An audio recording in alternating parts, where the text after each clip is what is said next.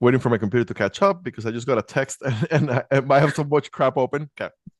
Um, Hello and welcome to a special episode, a really, really special episode of Profiles in Risk. And this is me trying to tone myself down to an appropriate tone for today's episode.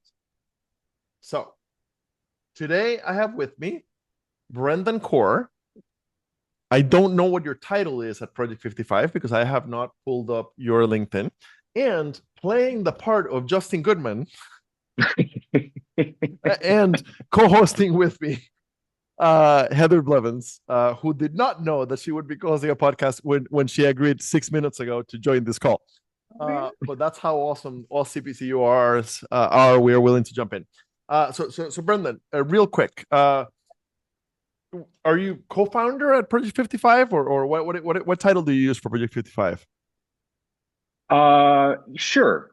Yeah. No, that sounds great. No, Perfect. no. That's Yeah, what your LinkedIn yeah, says. Okay. yeah. Perfect. Justin, it was Justin's idea. Thankfully, he brought me in and was kind enough to allow me to attach co-founder to this. Perfect. And so, here we are. I'm able to do it with him. Perfect. So let me pause for a second. So this is for the listeners. This is a very special episode.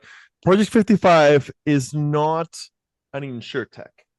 They are what I would describe as a non-profit. Yes, they are a 503, excuse me, 501c3 recognized nonprofit of insurance professionals and companies committed to increasing mental health awareness in the workplace. And they are in the process of launching. I believe June 11th is the official launch. This is being recorded on May 30th. We'll make sure that it is live on or before June 11th. I'll work with Brenden and Justin on the exact date. And Heather, I invited to join us because she happened to text me at the appropriate time about this very topic. Heather has been is a 20-year claims leader at a very, very large carrier, no longer there, and very involved over the last 9 years, I think going on 10, in the CPCU world. And for the last couple of years, very, very involved on the how to improve mental health in the carrier world. So today's episode is all about mental health, basically. So let me start super quick with I'm a former claims adjuster. I did 2 years. One wonderful year in the Express Claims call center at Farm Bureau of Iowa, and one not so wonderful year at Nationwide in MedPay and PIP claims. And today I run chatwithtony.com, which among other things, but chatwithtony.com is free career advice for insurance professionals. And the number one call that chatwithtony.com gets is, how do I get out of claims? That is a problem, right? And if I do 400 calls a year with chatwithtony.com and maybe 100 of those are, how do I get out of claims? That percentage is just way too large, 10 times larger than any other call I get. And those 100 people that call me are the ones we got lucky with. The great majority of them just burn out without finding, right? All right. So, and this is not just a claims problem, but in claims, it's truly endemic. So, Brenden, we always give the guest the chance to give the elevator pitch. What is Project 55? What is the story? I love it. Thanks for having us. And Tony, thank you for your support and encouragement. And Heather, you as well for being both active supporters and advocates. But Project 55 was an idea that Justin had. And when him and I connected, he pitched this idea to a handful of us about 18 months ago now. And it was simply an idea about why these conversations are not taking place, why they're not being recognized in the workforce, and why there isn't better training available to equip the people. And by people, I mean in the insurance workforce, but also just humans how do we not have better access to tools to assist one another in times of need? And so we created Project 55, and the 55 comes from when we started, 55% of all US adults who have struggled and at that time could not or did not have access to resources that would have helped them. And that was a pretty alarming stat. So um, that is where the name came from. And so we built this, and over the last 18 months, we started with kind of the community forum, kind of building internal resources on the website. And then, as you mentioned, coming up here that we'll talk more about on June 11th, we are actually releasing what is going to be the most practical and tactical training to anybody available, and it will be completely free. We're calling it the Mental Health First Responder Training. It will be truly, truly, truly incredible. It's even bigger and far more in depth than I imagined, because when you pull the string of a sweater, it just starts to unravel. And what we've done is really tried to put it all back together, and we got incredibly granular. And as Justin likes to say it is a paint by numbers. So not only can you help yourself, but you have the resources and the tactical training to be alert and aware on how to help other people. That was much longer than an elevator pitch, but I am so pumped. So there you go, Project 55. Let's go. Fantastic. First of all, thank you very much for doing this. Yeah. It really is so important. In, like you said, humans in general, in the US especially, and in our industry, we deal with losses. Like that's what we do, right? And the article that Heather got interviewed in today, I'll include the link to that. Uh, talks about how, as an industry, we love to manage by spreadsheet, but ultimately, what we do is incredibly human. Uh, the best part of my 2 years as claims adjuster was 10 days of cat duty in Joplin, Missouri, after the largest tornado that had ever hit the states up until that point. So I'm there wearing a nationwide shirt, and the destruction was so heavy that I had never written an auto estimate because I was an injury guy, and they send us and they basically tell us everything is totaled. Just find the vehicle, take pictures, get the VIN number. Everything is totaled, and people are so thankful. But it is heavy, right? This was, I don't know, 15 years ago. I still remember it. I can only imagine people that do it every day. Yeah. So Heather, uh, you've been working this on the claim side. What are you seeing on the claim side, and how can something like this help on that side? Yeah, 100%. First of all, I want to say I got the opportunity to meet Justin this year at PLRB. And like we just like clicked immediately, obviously, because it's just kindred spirits about this incredibly important topic and how we approach it. We've subsequently met after the fact and chatted again for a long time, but I started I've been passionate about this topic for a long time, but the reality is I really dug into it several years ago in one point in my insurance career where I landed in an injury claims operation. I was always a property person, so I know how to reconstruct houses and I know how to do all that side of everything, but I landed in an injury operation on the auto side. And when I came back in, like I'm like wide-eyed, brand new, not knowing what in the world I'm doing in that world. And I went to everyone that I knew in that operation and I said, "Hey, I need your help to understand how you manage like all the death and the traumatic brain injuries and the serious injury circumstances. And without a beat, the answer that I got back from these individuals, and there's no shame in their answer because it's technically accurate, was, well, those claims are the easiest to handle because you just pay policy limits and move on. Mm. But the emotion that was behind that was just like, it was almost like they were gone emotionally, and like the empathy was gone. And that was hard for me to reckon myself to, because yes, on the property side, do you deal with death and destruction? Yes, in tornadic events or in those types of events, but that's a little bit less often than the day-to-day that happens in those injury operations, especially. And it always reminded me of, like, every time you close a claim, there's still like that story that buzzes in you, and there's imprints of what happens in those circumstances. And I, we don't talk openly about the fact that claims adjusters are exposed to vicarious trauma on a regular basis in their job. We talk about it with mental health professionals. We talk about it with first responders.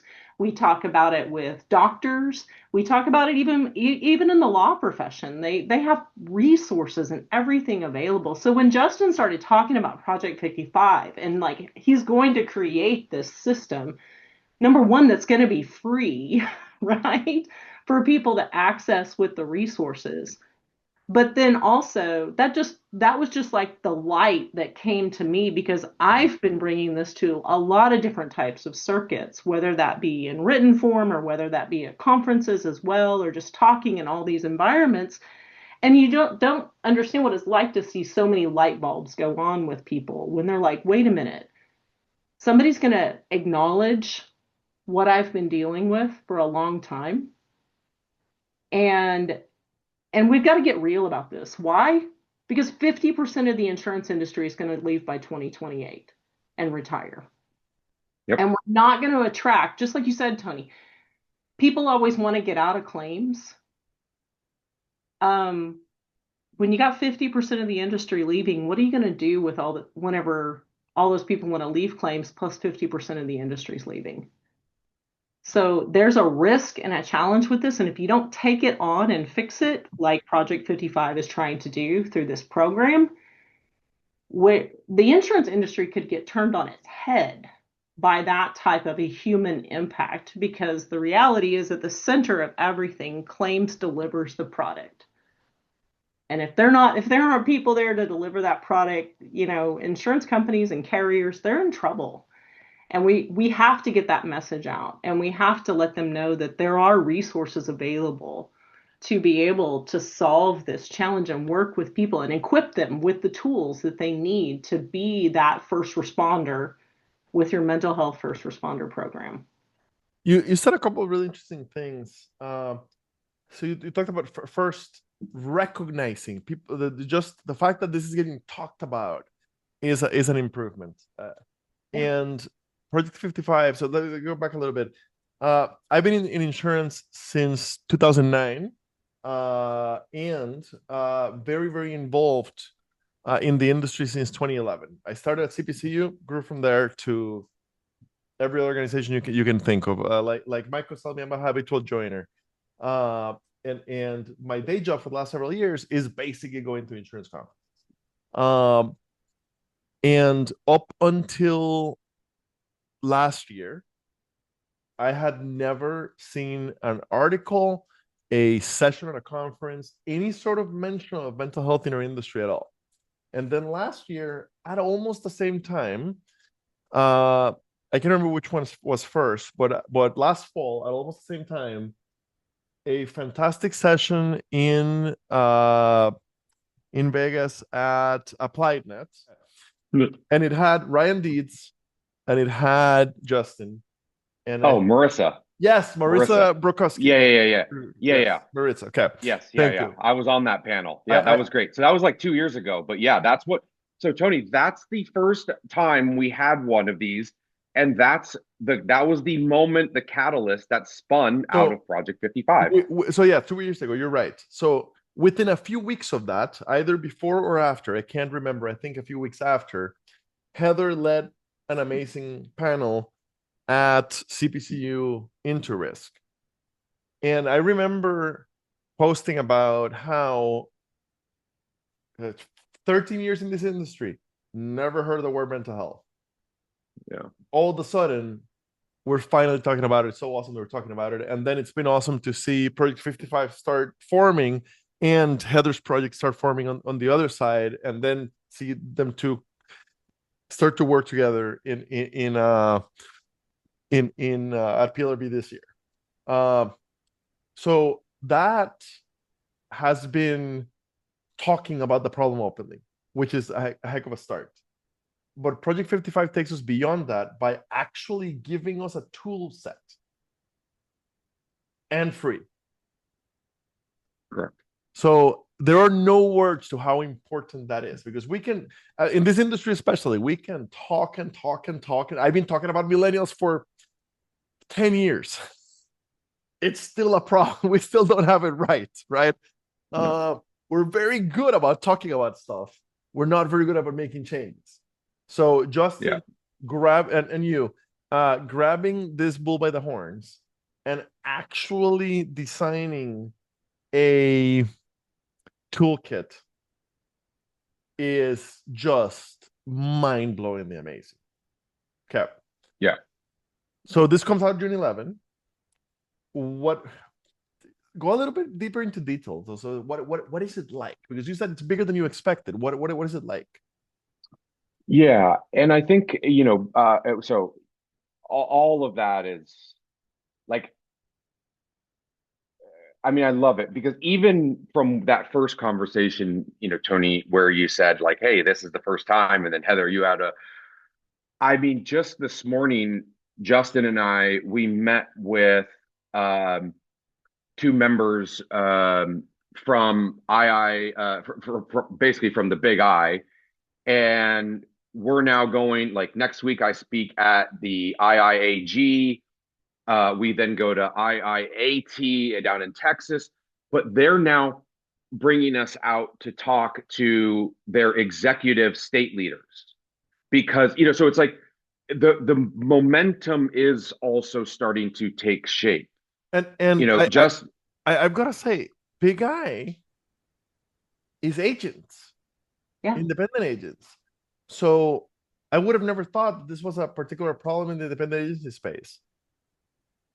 And it's like kind of, I was going to circle back to Heather's point about how like this whole industry is about assessing other people's risk in various stages of their life. Mm-hmm. And somewhere along the lines, we forgot to care about one another in our own industry, in our own risk, in our own care. It's like we've forgotten about the human element of what insurance was designed to do, right? As a precursor to an event, we were supposed to be providing this safety net. And yet, like, while the safety net might still be there, we no longer have this way to communicate and effectively check in with one another. And I also want to say, for any big companies that are out there and listening, there are a lot of companies, carriers, agencies that are doing things and that are proactive, right? When we talk about the industry, it's like we're generalizing. So what have you seen? I'd love to hear examples, and if you can name names, do name them. Otherwise, it's fine.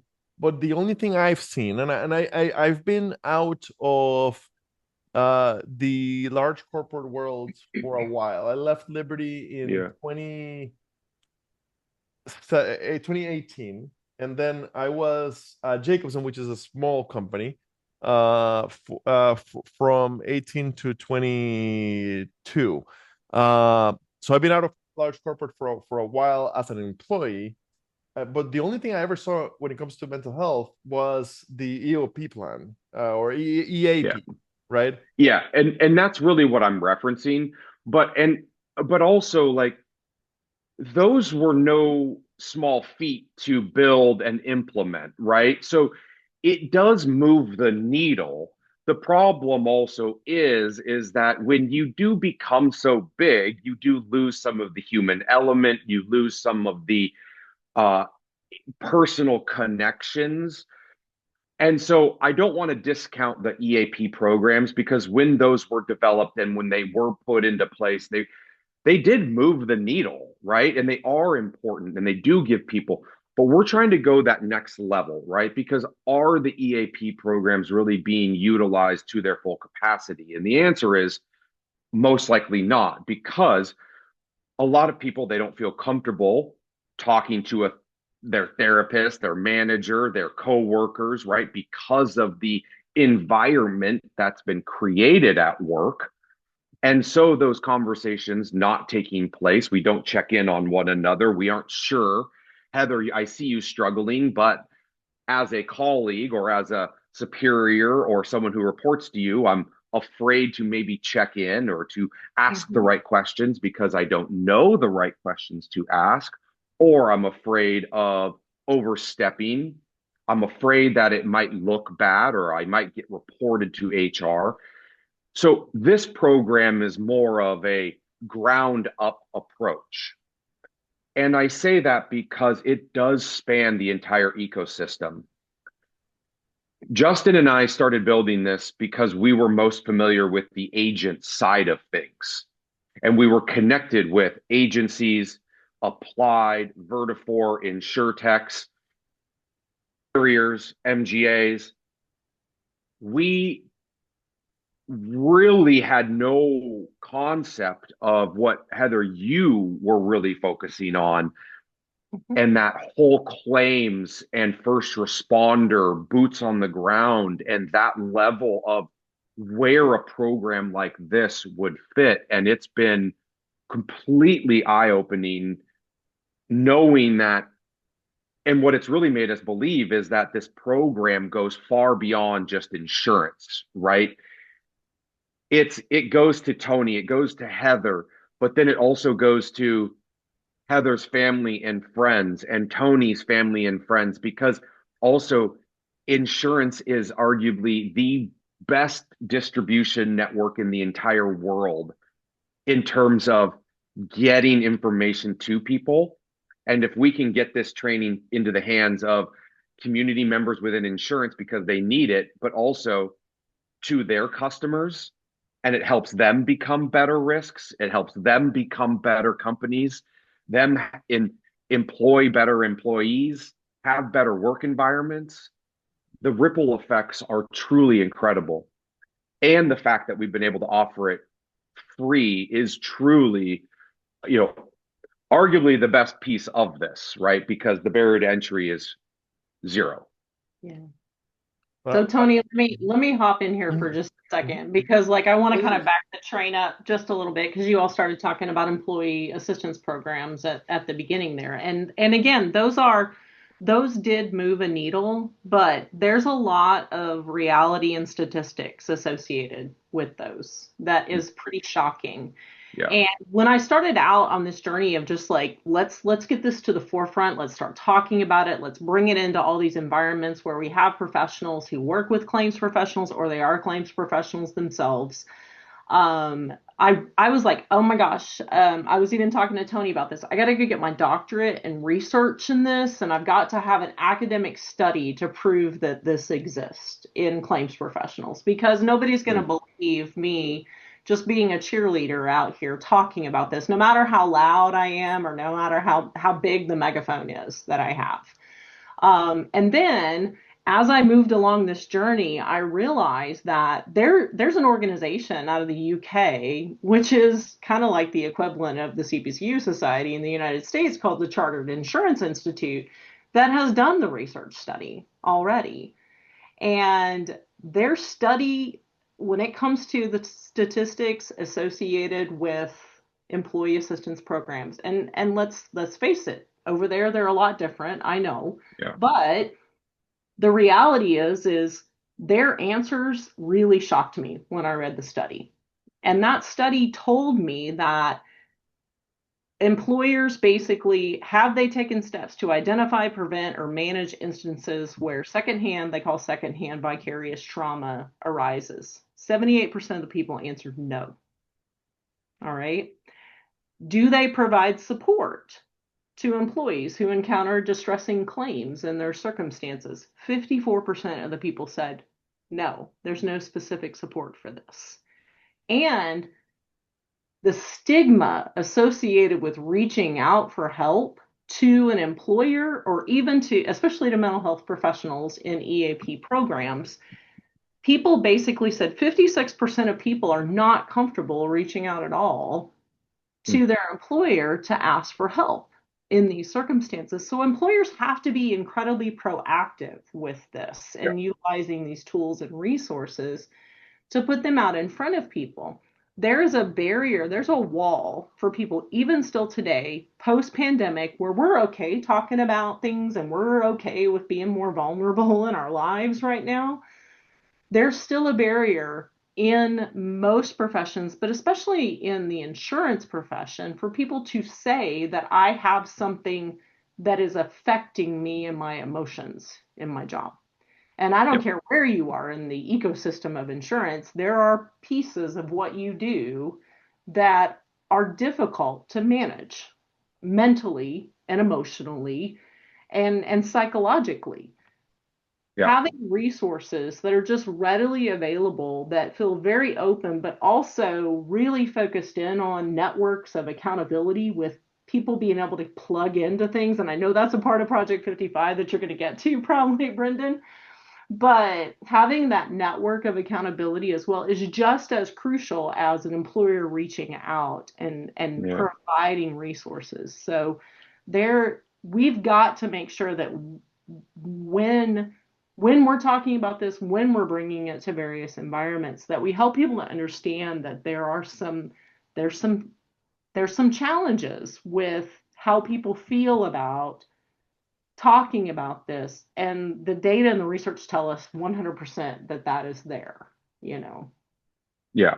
I mean, very, very few people are comfortable talking about this. I'm visible on LinkedIn and I share my story freely. I get messages all the time from people who say thank you, or just your stories resonated with me. I'm not quite comfortable sharing. And that is it's a business networking platform, but more just because, like, for years and years and years, we've shamed people into not being comfortable to talk about these things. And Project 55 isn't designed to if you want to shout it from the rooftops after you've learned and cultivated all of the tools, awesome. But more importantly, it's also just designed to give people who do span the entire ecosystem the tools to be aware of if somebody is struggling. And the byproduct of a company who is willing to send an email allowing people to access an environment or a resource like Project 55 sends a massive, massive signal to their employees that we hear you, we are here, we're listening. Here is a very cool state-of-the-art training program that sends a message up and down that A, we care, B, we're listening, and C, here's the training. So everybody can get involved. And then we all, in a lot of ways, have the same training and are aware of and can utilize the same tools and resources to have these conversations to create a safer work environment. And that is so powerful because right now, Heather, as you said, what the stat, 48%, like, nobody's talking about it at work.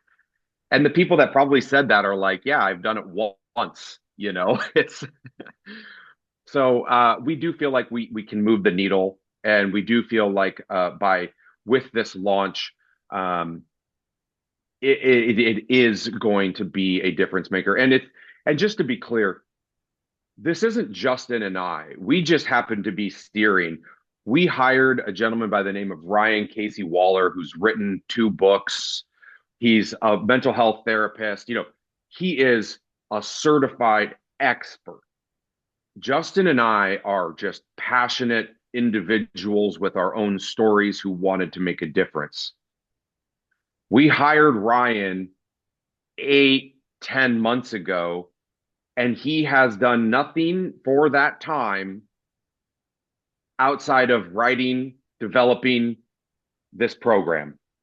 It is going to be absolutely fantastic. So there you go. And Tony, I know you're waiting in the wings there. I'm just curious. We already settled the important stuff, I think, for this first conversation. And we have a hard stop in 15, but I'm just curious, how did it get funded? If you're able to share. If it's a Justin question, it's fine. How about this?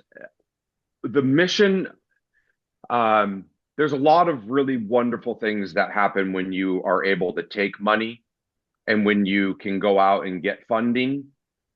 But the risk of that is the mission changes, and money, whether intended or not, can dirty the waters in terms of just different opinions. And so the primary objective, at least in the first 2-3 years, was to not take any money, as a way to preserve the fact that this is going to be a free resource with zero barrier to entry to anybody and everybody who wants it. I want to say that the program in its current form could support up to 250,000 people, and it would still be a zero cost. Now, eventually, we plan to hopefully engage in donations, kind of partnerships with large companies, communities, whatever that might look like, to continue to fund as we grow, right? Because hopefully, as we anticipate, we might need someone to do marketing. We might need somebody to teach the training course.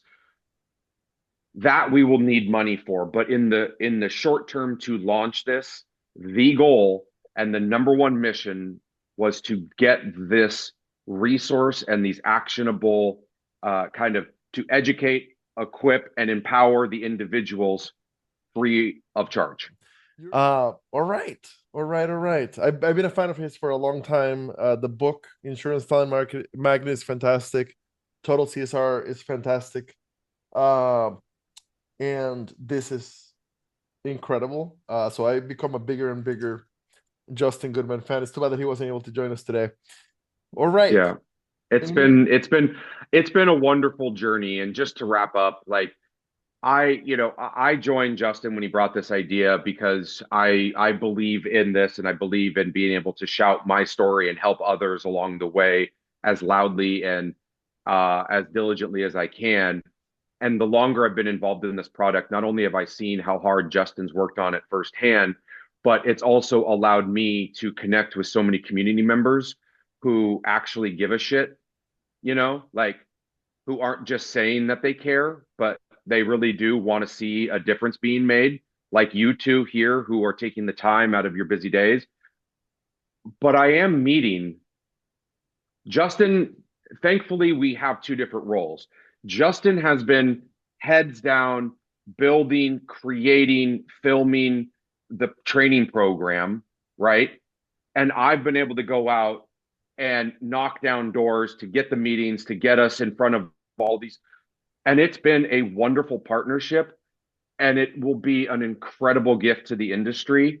And I cannot wait to see the impact because it matters, man. It's important. It matters a heck of a lot. And I totally get the way that you're structured. It's the exact same way that my recruiting firm works, where I'm on the road, getting the word out, bringing in business. Kylie is turning that business into revenue. and taking care of clients, and it's a wonderful type of partnership. Um, yeah, I am so excited that real progress is being made. I'm so excited to see both sides of the mental health revolution within insurance here. Um, I I am so glad that you guys came on the podcast before release. I'm sure you're doing a whole bunch of podcasts. Yeah, And but I love it. uh, It's going to be amazing. And to kind of give everybody one last thing, go to project55.org. You can find us on LinkedIn. You can find us on Facebook, Instagram, all those places. You can find Justin and I on LinkedIn if we haven't connected already. But project55.org, you can sign up to be a part of the community side of things, which we didn't even get to. But oh, we have the tell training, me, the practical resource. we have 10 minutes. Tell me about the community. Okay. All right. Yeah. I mean, we have the whole practical training and resource that we will be launching. But if you also go to Project 55, you'll have access into the community aspect, which currently has about 250 members or 350 members. And, we anticipate that will grow, but really we built that to help kind of the initial uh, have a community. So when this launch came, there was a place for people to go to ask questions. Because also, even though you have the training, you know, Heather, if you do the training, you still might not be comfortable right away talking to an executive or a leader or a manager. So you can still utilize Project 55 and connect with other people who are passionate and care in a safe place, in a safe way. So it's designed to be a safe place. It's designed to be a place where you can ask questions free of stigma, free of judgment. But it's also a place where you can learn. You don't even have to be struggling. You could be a leader who has maybe you have an employee who's struggling and you don't know the right steps to take. Come to Project 55, use the community, ask the questions. We have other leaders in the forums that can answer those questions for you. So check us out. So, And thank you both for, again, caring and giving us the time and the space to be a part of this and to sharing the journey on the podcast. so just as you were saying the pitch for the community, I went to Project 55 dot org, right? Yep. And I joined the community. It's built on Mighty Networks, so it's super simple. Yep. And app available and all that. And you can sign in with Google like I did. You can sign in with Microsoft. You can sign in with Facebook. You can sign in with just about anything. Actually, not Microsoft, but just about anything else. So it takes seconds to join. And as I joined, top 25 members, and Heather's photos right in the middle. Love it. Love it. Yes, people, this is important. Go join the community. In the show notes, everybody's LinkedIn and Project 55 website and Project 55 LinkedIn and the community page. It's all in the show notes. Yeah. Thank you so much. Thank you, guys.